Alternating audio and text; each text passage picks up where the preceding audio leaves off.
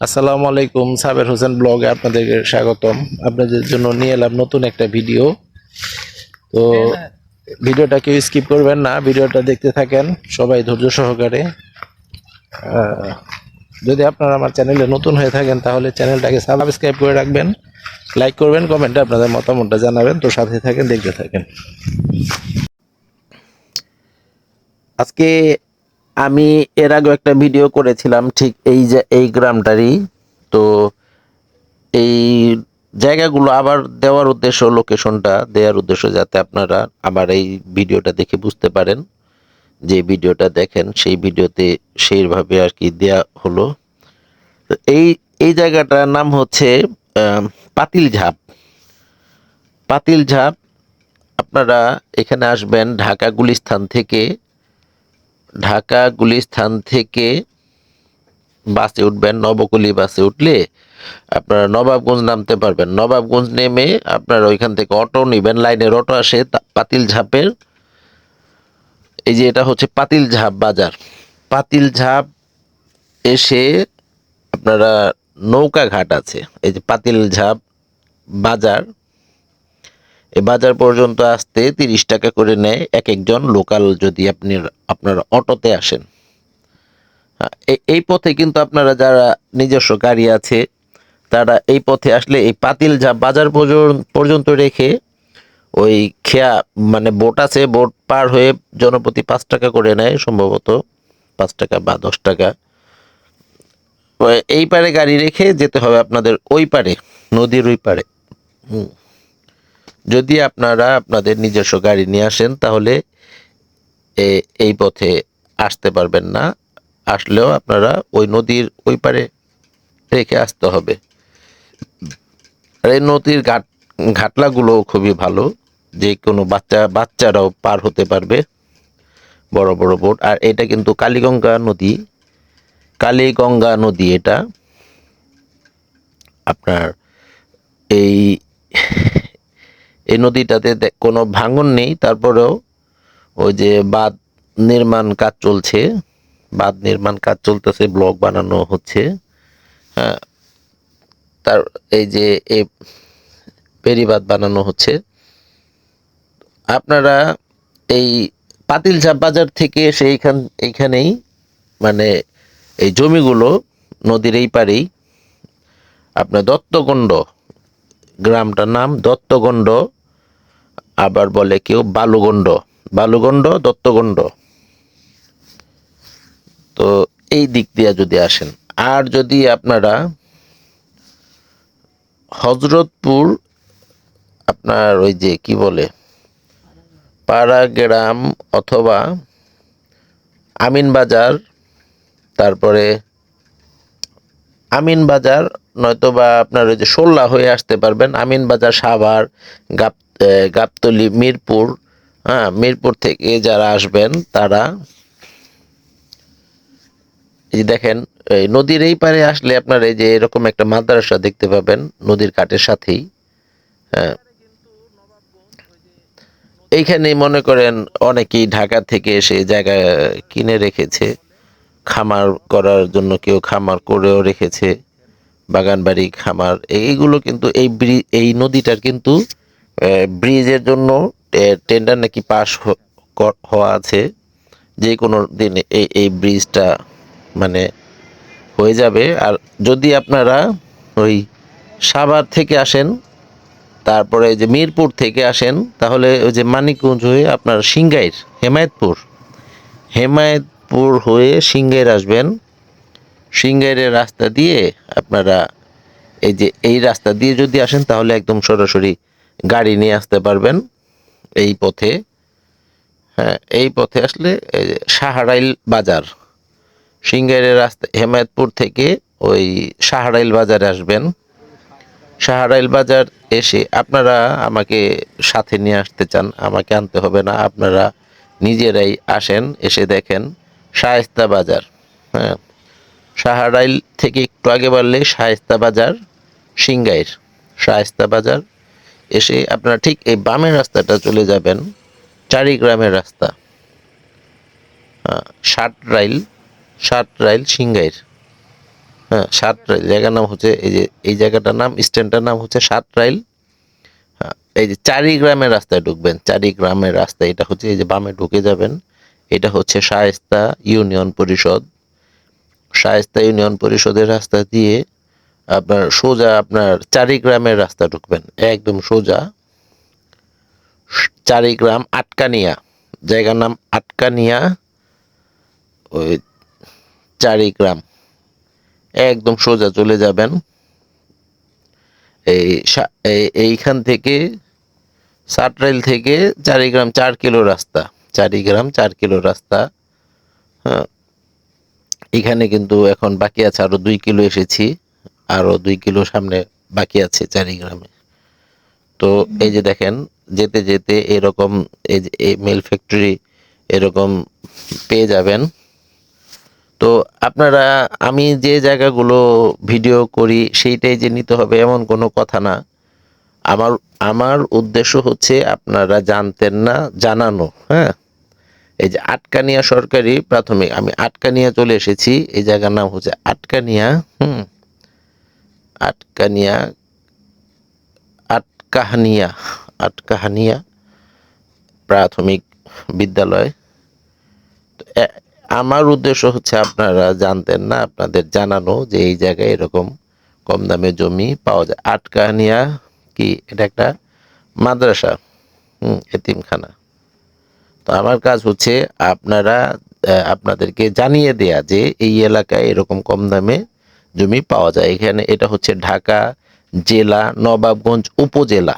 হ্যাঁ, আর যদি এখন যেখানে আছি এইখানে হচ্ছে আপনার পড়ে গেছে সিংগাইর, সিংগাইর থানা পড়ছে, এই জায়গাগুলো সিংগাইর, সোল্লা, সিংগাইর। হ্যাঁ, মানে সিংগাইরের পিছনে সোল্লা, সোল্লা তো আপনার নবাবগঞ্জ, সোল্লা আপনার কিছু অংশ নবাবগঞ্জ পড়ছে, আবার কিছু অংশ সিংগাইর পড়ছে থানা। হ্যাঁ, এই যে চলে এসেছি, এই যে জায়গাগুলো দেখেন, এই বাড়ি, এই যে দেখেন চমৎকার বাড়িগুলো, এই বাড়িগুলোর নামাতেই, হ্যাঁ, এই যে সোজা দেখা যাচ্ছে, এই সোজা যে জায়গাগুলো সামনে, এই রাস্তা থেকে, এই রাস্তা থেকে মানে জায়গা কেনা আছে, মানে জমিতে যাওয়ার জন্য কেনা আছে। হ্যাঁ, এখানে মনে করেন যারা বড় প্রজেক্ট করতে চান, 2-3 মানে 500-600 শতাংশ, আবার যারা 2-4 পাখি নিতে চান, এখানে কিন্তু 35 শতাংশে এক পাখি, এখানে 35 শতাংশে এক পাখি। এই যে এই বাড়িগুলো নামার থেকে এই জমিটা, এই যে দেখেন এই বাড়িটা, এই বাড়িগুলো নামার থেকেই, এই যে দেখেন একটা বড় মিয়া, জিনিসটা কিন্তু সেই রকম, দেখছেন সেই রকম।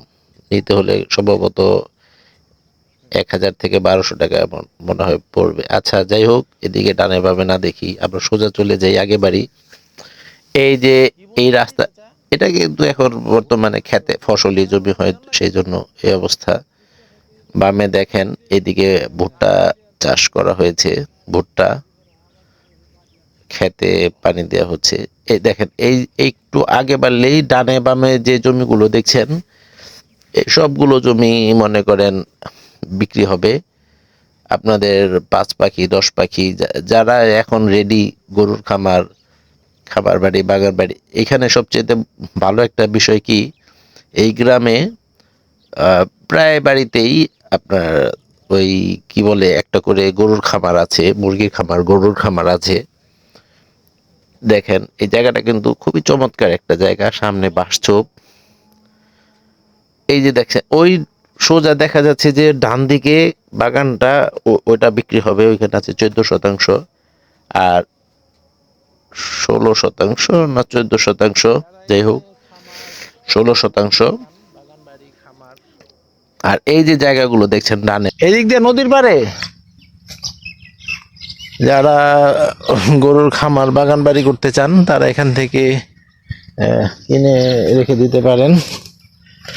চমৎকার একটা জায়গা দেখেন, এই যে ঘাসের জন্য যথেষ্ট জমি, এই যে উঁচু জমি আছে, বাড়ি ঘরের নামায়। ভাই, এই জায়গার নাম কি? এটা দত্তগন্ড চকবাড়ি। এই আপনারা ঢাকায় কিভাবে যান, মানে ঢাকায় কতক্ষণ লাগে এখান থেকে ঢাকায় যেতে, যেভাবেই যান? এনে গুলিস্তান যাই পৌঁছতে লাগে 2 ঘন্টা।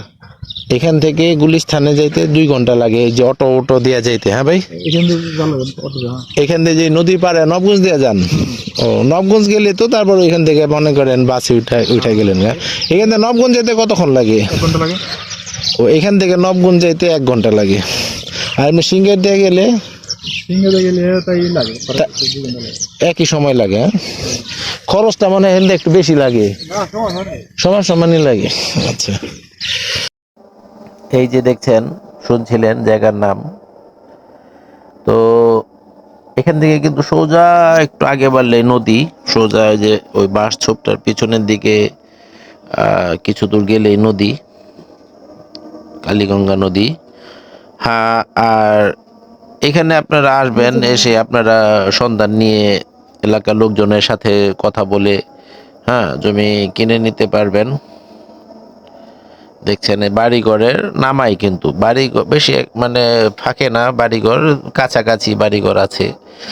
চাইলে আপনারা এখানে এসে বাড়িঘর করে থাকতে পারবেন। অনেকেই বলে যে ভাই আমরা বাড়ি করব, বাড়ি করবেন, ভালো কথা। এসে এখানে এখনই এখানে এসে থাকতে পারবেন, বাড়ি করে থাকতে পারবেন।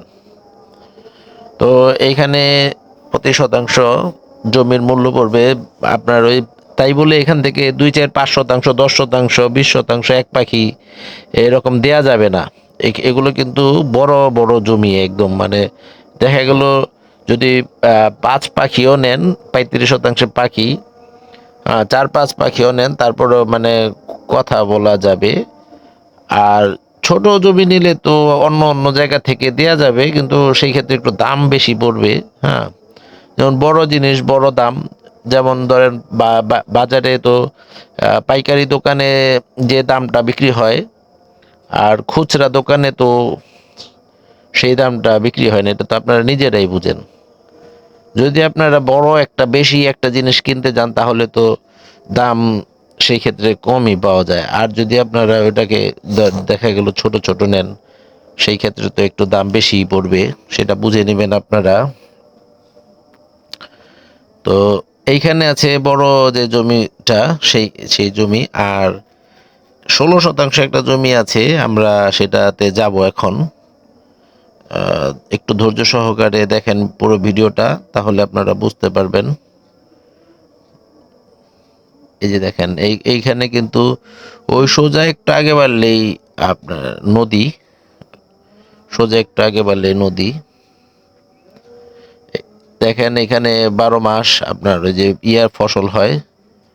দেখছেন বাড়িঘর কিন্তু আশেপাশেই আছে, বাড়িঘর আশেপাশেই আছে। এই দিক থেকে মানে মানুষ গোসল করে, এই এই যে লোকজন নদীতে গোসল করে আসে গ্রামের, ওই যে এই একটু আগে ওদিক ওই পাশটাই নদী। হ্যাঁ, 50,000 টাকা শতাংশ, 40, 50 এরকম করে পড়বে শতাংশ। আর একটু ভিতরে যদি নেন, অন্য অন্য জায়গা আছে আপনার এদিকে 30,000 টাকা এরকম। আর সোল্লার কিন্তু এমনিতেও জমির দাম বেশি। ওই যে দেখেন মহিলারা আসতেছে এখানে, ওই নদীতে যাবে গোসল করতে, কলস কলস, ওই যে হাতে কলস, পানি পানি নদীর পানি নিয়ে আসবে ভাত রান্না করার জন্য। তো এখান থেকে ওই আপনারা এখনই এসে বাড়িঘর করতে পারবেন। আর এইখানে একটা জমি আছে দেখেন, 16 শতাংশ। এই যে আমবাগানটা দেখতেছেন, এই যে এইখান থেকে এই আমবাগানটা বিক্রি হবে 16 শতাংশ। দেখছেন, আপনারা এখানে আসেন, এসে দেখে লোকদের সাথে কথা বলে আলোচনা করে নিতে পারেন জমি। তো এই আম বাগানটার পাশেই যে দেখছেন এই যে কলা বাগানটা, এই কলা বাগানের কিন্তু 30 ফিট রাস্তা হবে। এই কলা বাগানটা পুরোটাই কিন্তু রাস্তা হবে সোজা যাওয়ার জন্য। হ্যাঁ, একদম ওই যে ওই জায়গাটা, বড় জায়গাটায় যাওয়ার জন্য 30 ফিট রাস্তা হবে। 30 ফিট, 30-40 ফিট রাস্তা হবে। তো ঠিক এই এই মানে এই রাস্তাটার পাশেই আম বাগানটা, এই যে আম বাগানটা দেখছেন, এই অর্ধেক জায়গায় আম বাগান, আম গাছ লাগানো আছে, অর্ধেক জায়গায় আম গাছ লাগানো আছে, আর অর্ধেক জায়গায় কাঠ গাছ লাগানো আছে। এটা দেখলাম আমরা আম বাগানটা। হ্যাঁ, দেখছেন আম গাছ ভালোই বড় হয়ে গেছে। আমের সিজনে শুধু আম খাবেন আপনারা, আর না খাইলে আমারে দিয়ে দিয়েন যাই কিনবেন। আর এই যে দেখেন কলা, এই কলা বাগানটাই কিন্তু 30 ফিট, 30-40 ফিট রাস্তা ওই বড় জায়গাটায় যাওয়ার জন্য কিনেছে এই যে এই কলা বাগানটা।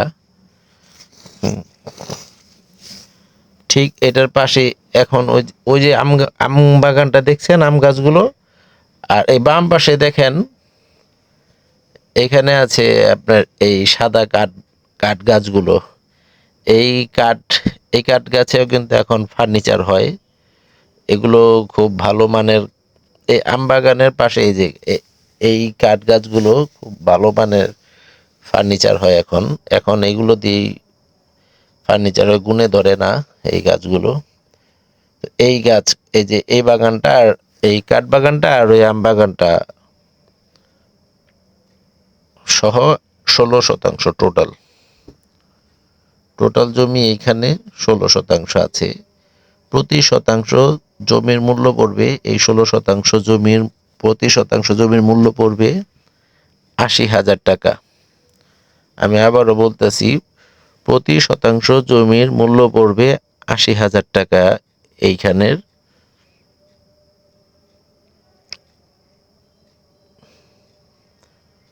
তো ভিডিওটা অনেক লম্বা হয়ে গেল। জানি আপনাদের অনেকে ধৈর্যে কুলায় না, জমি ভিডিও লম্বা হয়ে গেলে আপনাদের মানে অনেক সমস্যা হয়ে যায়।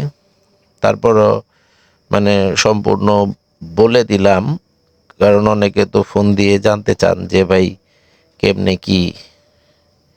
সেই জন্য এই যে দেখেন একটু বড় হয়ে গেল ভিডিওটা।